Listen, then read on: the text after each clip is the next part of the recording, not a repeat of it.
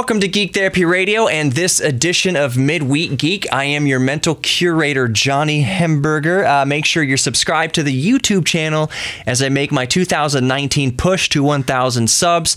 I just appreciate your consideration. I know that you don't have to subscribe to my channel. There's millions of channels to choose from, so I appreciate just the consideration in helping me towards 1,000 subscribers here in 2019. Coming up here in a moment, I had the supreme privilege again to talk to James Rolfe of Cinemassacre. You may better know him as the angry video game nerd on YouTube, but either way, however you know him, he's a major film buff. He loves talking about movies, so we got to talking about Disney specifically and all their rehashings and remakings of classic movies, making them CGI or live action, you know, with Aladdin and Lion King and Dumbo. So we have a discussion about that. Has Disney run out of ideas? Who knows? So we reminisce about some old movies, reminisce about Dumb and Dumber and some comedies. Either way, it's a really fun conversation. So I recorded it at my apartment. Let's get into that conversation now. Yeah. This is Geek Therapy Radio. What are we waiting for? And now your mental curator, Johnny Hemberger. As promised, I have James Rolfe on the show. I guess this is the second time being on, and it was maybe a little less than a year ago. So technically, I think, James, that makes you friend of the show.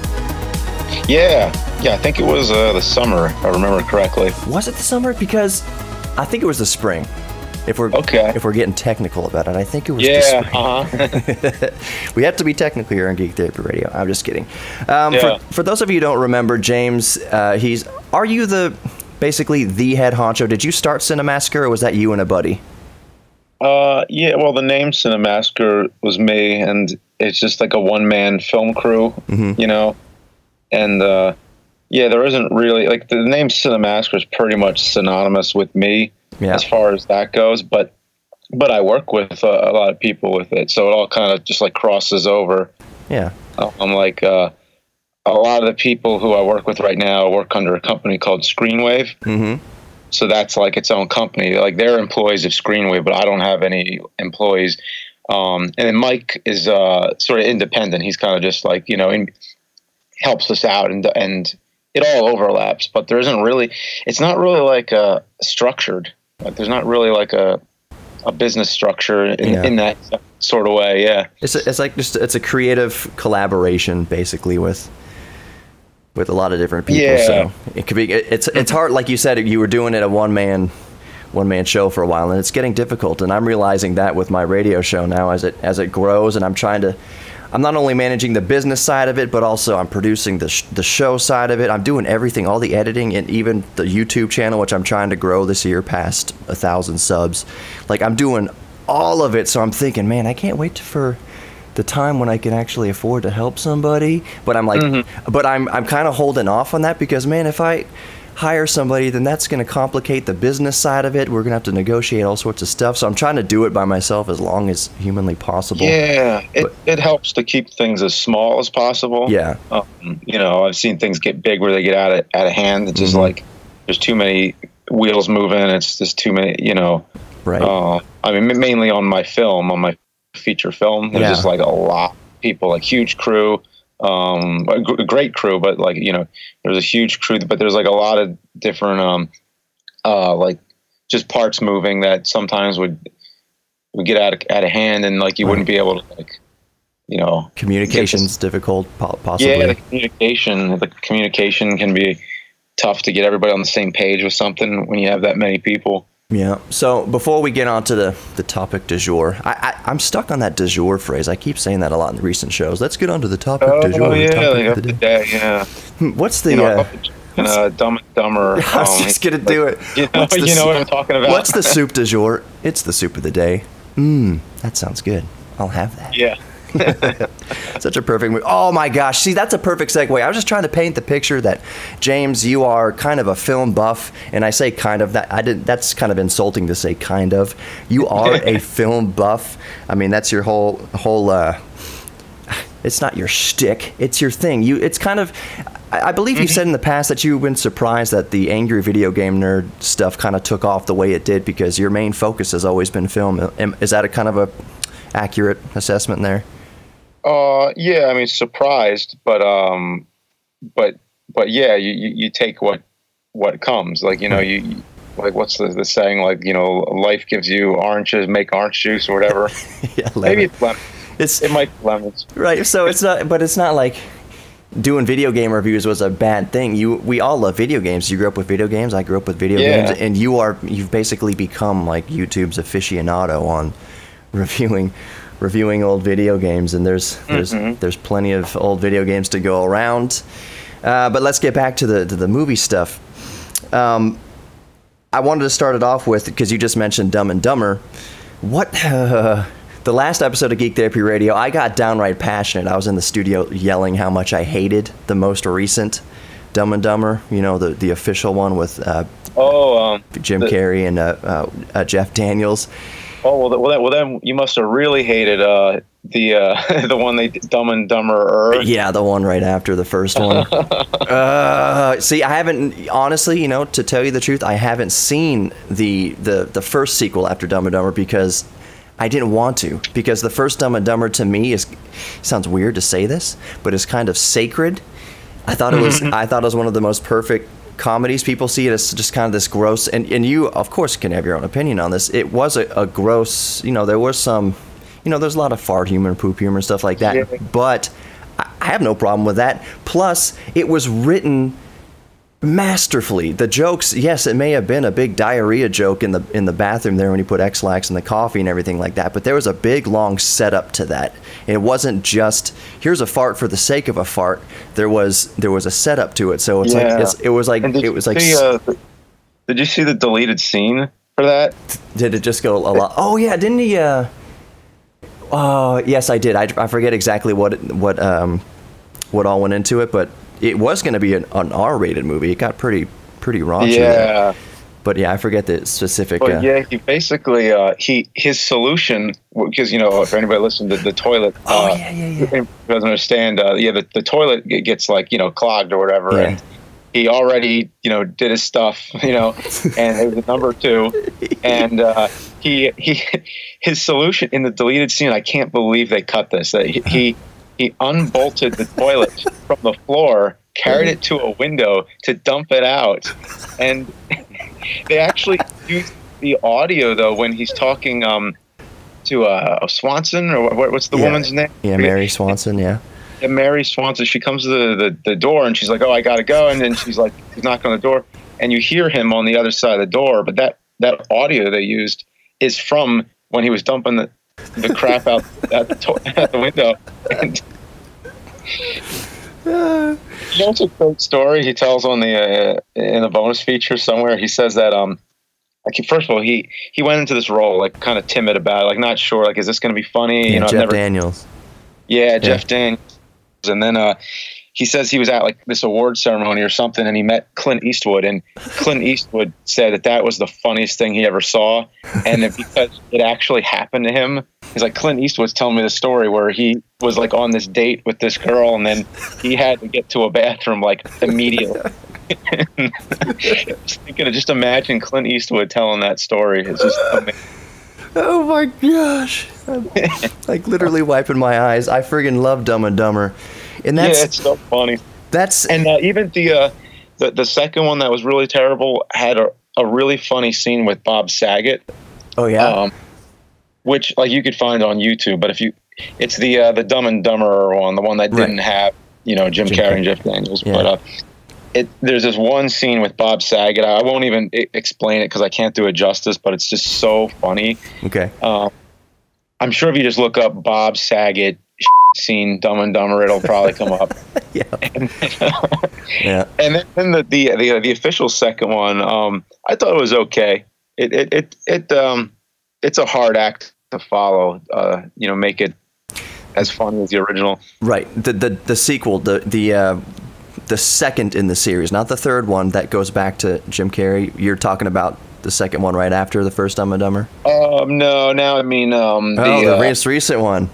You found a silver lining to it all. I found maybe, you know what? I don't want to. I hated it so much. I don't want to go back and see it. But I think maybe there's at least maybe just one or maybe 2 times where I just grinned.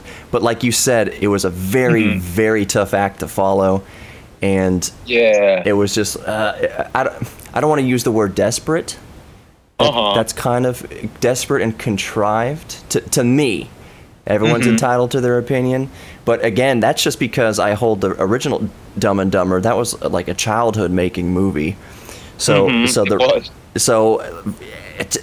was so afraid of the most recent Dumb and Dumber not doing it justice, and I personally don't feel that it really did. Maybe there's one or two moments in it that I kind of chuckled at it. But what are the redeeming qualities in your opinion of the official second one? Of the official second one, what are some things that you liked about it? Individual scenes. I mean, it was really funny, the opening, I think, where he played that joke on him for so long. Oh, yeah. That was pretty funny. What I didn't like, though, was all the twists at the end. Like, it got a little bit too tied up in itself. Yeah, a little too much like a caper or something. Yeah, there was some good stuff, but it wasn't, it was just a tough thing to follow. I was kind of just glad to see the characters again. Yeah. Yeah. Because I just missed those guys. It was just cool to, see them in the... Because, of course, Jim Carrey did a whole bunch of stuff, but Jeff Daniels went on to do a whole lot of serious stuff. He was just coming off of, I'm just blanking out on the show. What's that, The Newsroom? Which was an amazing show. So it was very... I think that was part of it in my mind, too. I was like, now I know Jeff Daniels mainly from serious roles, but when I first saw the first Dumb and Dumber, that's all I knew was him in a silly role. The same thing for Jim Carrey, though.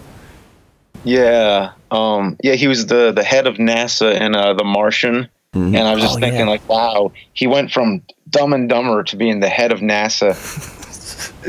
Well, they saw his resume fixing that toilet, so they're like, all right, you can head up NASA.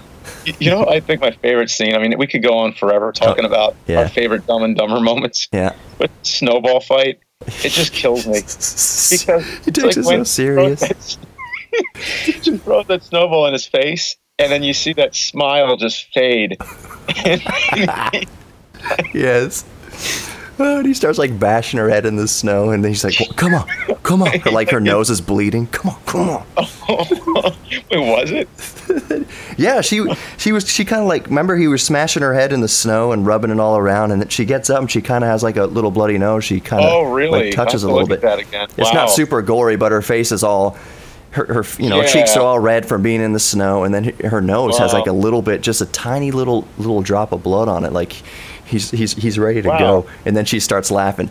That's one of the most brilliant scenes, I think, because it would, obviously he got so serious and they're in a fight and it's like, oh crap, he snapped, he's gonna kill her or something like that, and then she laughs.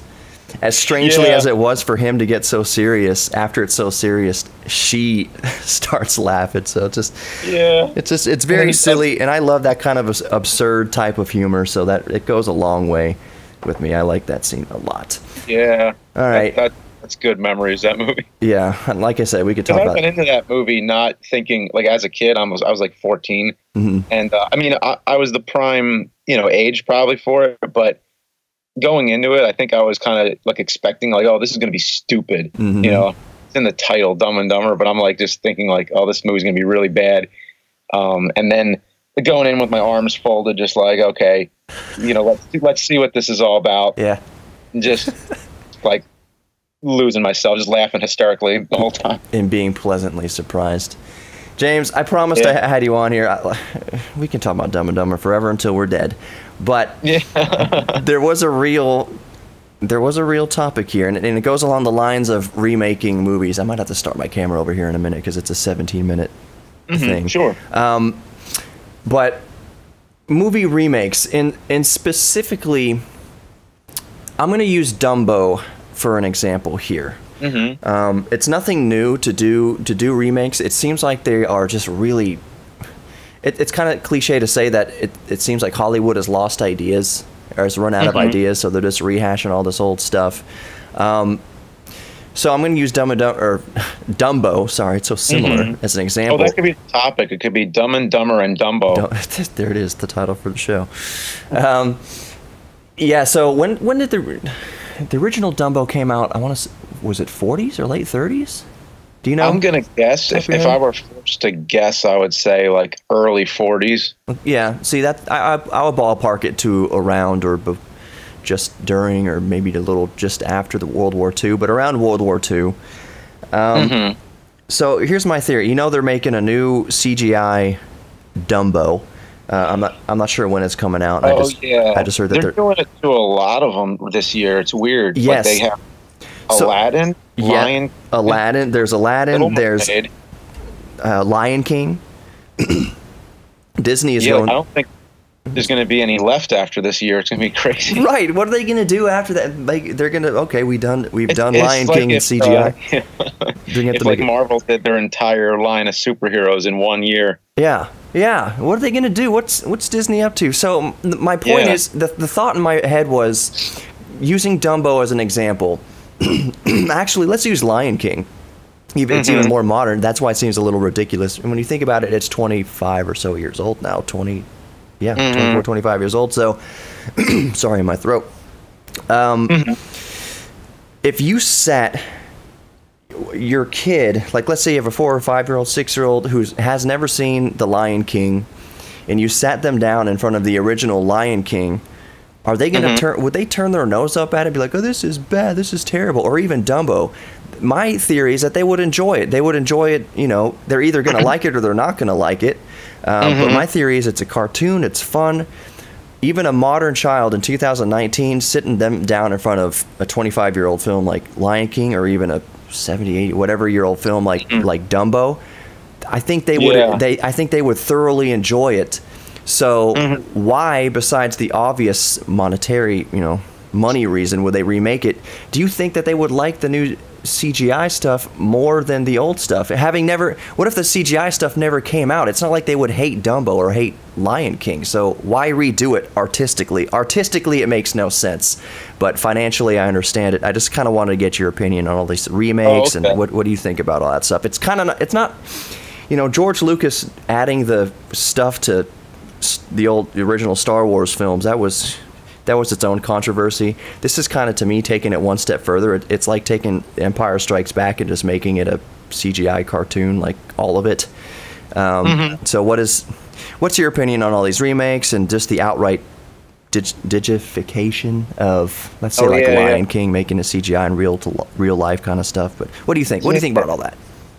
Oh, it's funny. I talked to someone who said the same thing. Like, a lot of people are, like not happy about it really at all. But I never really gave much thought to it because, to me, they're live action, so it didn't really bother me. Like you're kind of jumping into a different medium when it turns live action. So for me, it kind of justifies doing it again. But I think still they should make it a little more different because I just saw the trailer to the live action Lion King, and I think it's great they have James Earl Jones doing the voice again. Yeah. But at the same time, I'm like, he's doing the same dialogue, and it's like, you might as well have just taken the same audio. It's like you didn't even change anything. Like, it's so similar that sometimes I wonder, like, why don't they change more if they're going to do it live action? Do something that that you could do in live action that you wouldn't normally do in animation. But it just seems like they're really just following it exactly. Well, except for The Little Mermaid, I don't know what's up with that, actually, because I looked at that one, and it seems like it's a different movie, so I might actually be...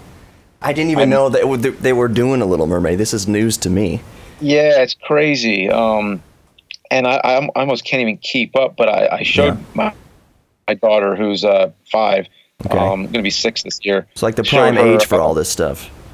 Yeah, she is. So she's seen she hasn't even seen them all yet, but she's seen Aladdin. She's seen Beauty and the Beast. She's seen The Jungle Book. I think I've tried showing her Sword in the Stone. I'll have to show her that one again. Yeah. And she didn't pay attention. I'm talking about the originals, by the way. Yeah. She has seen the new Beauty and the Beast. Well, she fell asleep. Well, she saw half of it. She fell asleep in the theater on that one, but so there you go. Right. But usually, a kid's patience is different, than an adult. Because honestly, at 5, I can't remember how much I really paid attention to movies, because your mind kind of goes from one thing to the next. Like, yeah, especially if you're at home and then it's like, okay, you have these toys to play with, and then you kind of just go from one, like, you're not always looking at the TV, right, as you thought. Yeah. So a lot of times it's very difficult to get a child to sit through an entire movie without being distracted. Right.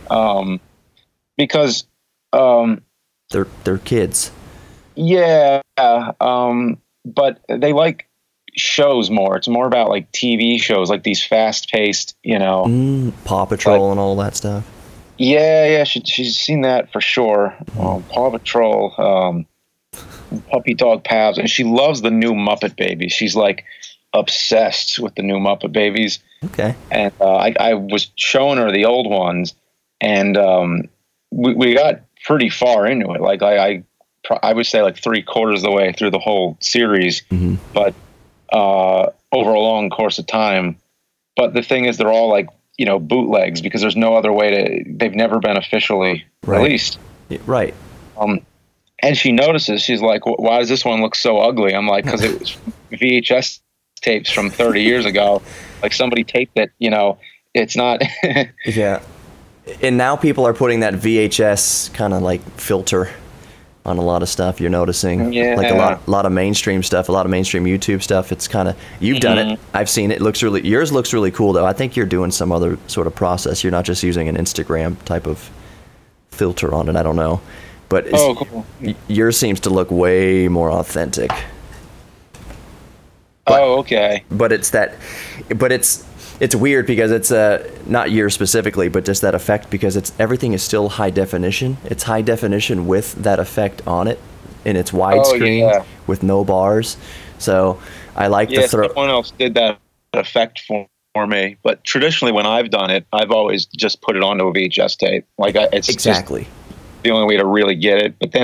But then it also compresses it a lot digitally, and then you have the digital compression on top of all that static, and then it can look a little weird too. Yeah.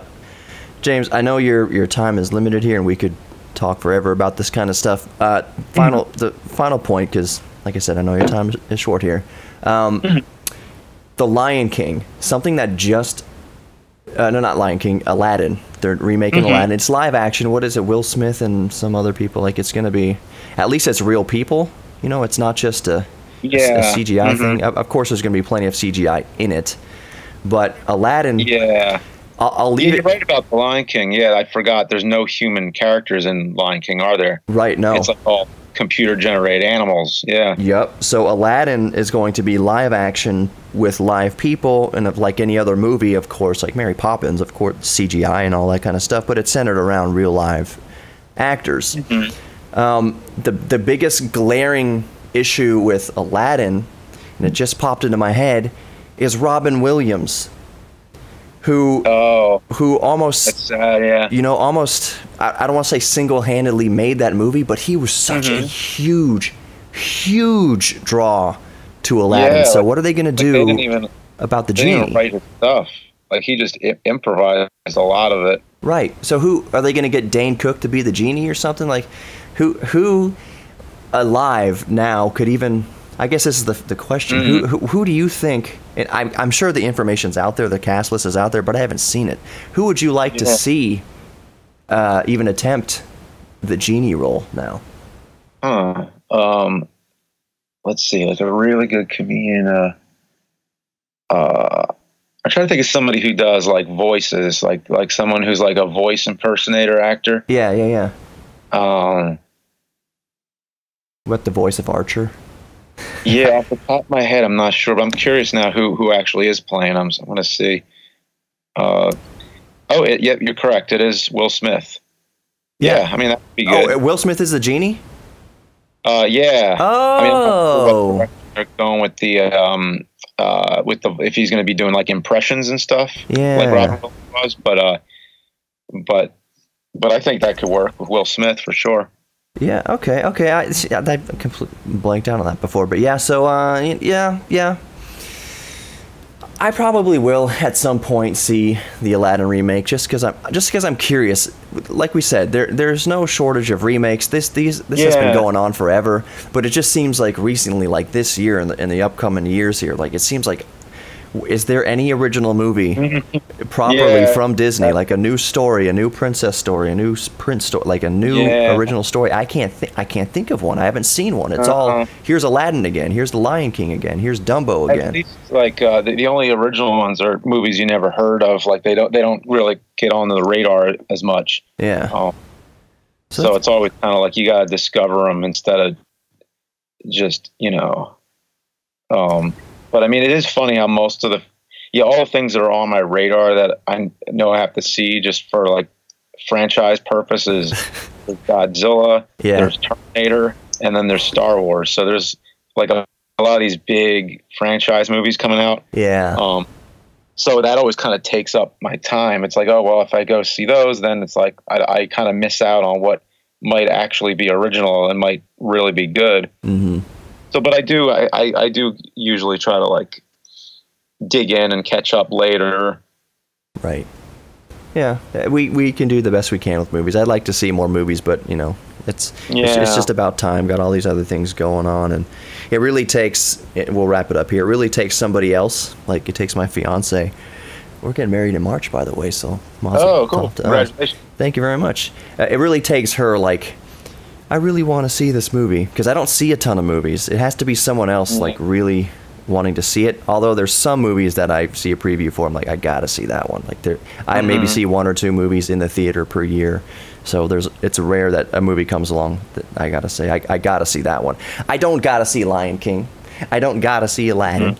There's all these things that I don't gotta see, but I'm curious about what they're gonna do with it. And so in one way or the other, Disney's gonna get my $15 again. Which is poignantly their entire goal with this. So James, unless there's anything else you want to bring up, like I said, I know your time is short. I'd just really like to thank you for coming on Geek Therapy Radio again. Oh, sure. Yeah, thanks a lot. Cool. Yeah, but no, that sums it up. I think Aladdin looks like the most interesting of all them, but the originals are always going to hold up, especially because they're all animated. They all do have some degree of computer animation. Like even Beauty and the Beast has that ballroom scene. But it's in Lion King, the stampede scene. At least. And Aladdin has that magic carpet like tunnel scene. Yeah, which look really cool. Still looks cool.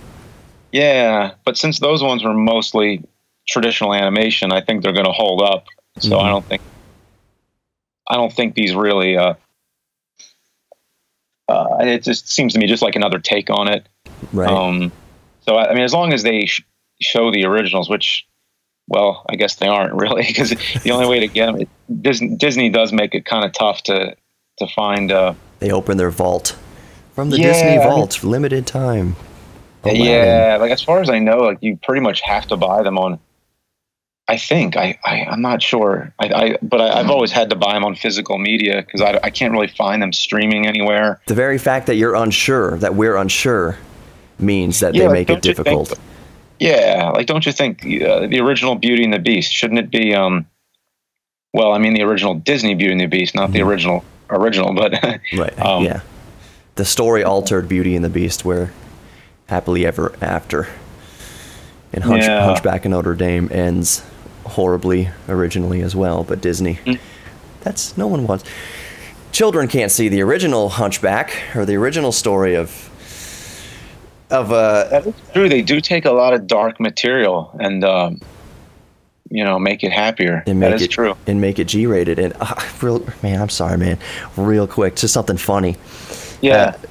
Beauty and the Beast, the most recent Beauty and the Beast.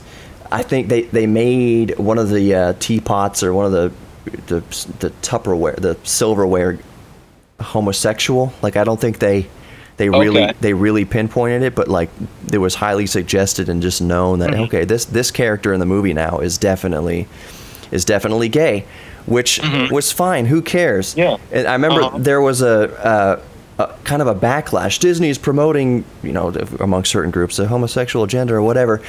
And the funny thing about that to me was, this is a story about bestiality. And your concern is that a teapot might be gay or something like that. This is a woman falling in love with and doing stuff, you know, conceivably with an animal, and you're worried that a teapot might be gay. That's just kind of it was just kind of a funny juxtaposition to me. Yeah. But people will be pissed off about whatever. Yeah. Like, what would be wrong with the character being gay? There's nothing wrong with that. Right. So, yeah. And of all the things, like, have you ever, not you specifically, James, but these people, like, have you read the original story of Beauty and the Beast? Because have I read it? No. Like the 1600s or so. I wasn't asking if you specifically, but the people raising such a stink about it, about a teacup being gay or whatever. I was like, did you ever read the original story? Because if that's your if that's your hang up, and you weren't hung up on all the other horrible stuff, it's like all the violence. You can show people being mutilated and maimed and da-da-da-da, but you can't show a dog dying, basically. Like, people will be in an uproar if you depict, even fictionally, an animal being harmed. Yeah, which does happen, though. Like, it does. Like, watching a lot of horror films that like will either like show a dog dying and sometimes even a baby. I mean, it's rare, but it happens. Right. And then it's, oh my God, whenever that happens, you're just like, oh my gosh, like they went there, they did that. Yeah. It's funny. Yeah, I mean, it's all make believe anyway, but right. But still, you know, it does sometimes feel like, oh, come on, it's too easy to do that, like, and shock people, like, yeah, just. And then I wonder if the dogs are watching movies saying, oh, come on, don't kill the person. Don't kill the person. They feed me. Oh, my goodness. I love my owner. That's funny. Yeah. That's silly. Then there definitely are movies just for dogs and pets that you can put on your iPad and your Netflix and stuff like that. James, I could talk to you forever, but like I said, I know your time is, you got other stuff to do, so one more time, thank you for coming on the show, and like I said, this is the second time, so you're officially friend of Geek Therapy Radio now, whether you like it or not. Cool. All right, James, thanks for being on, man.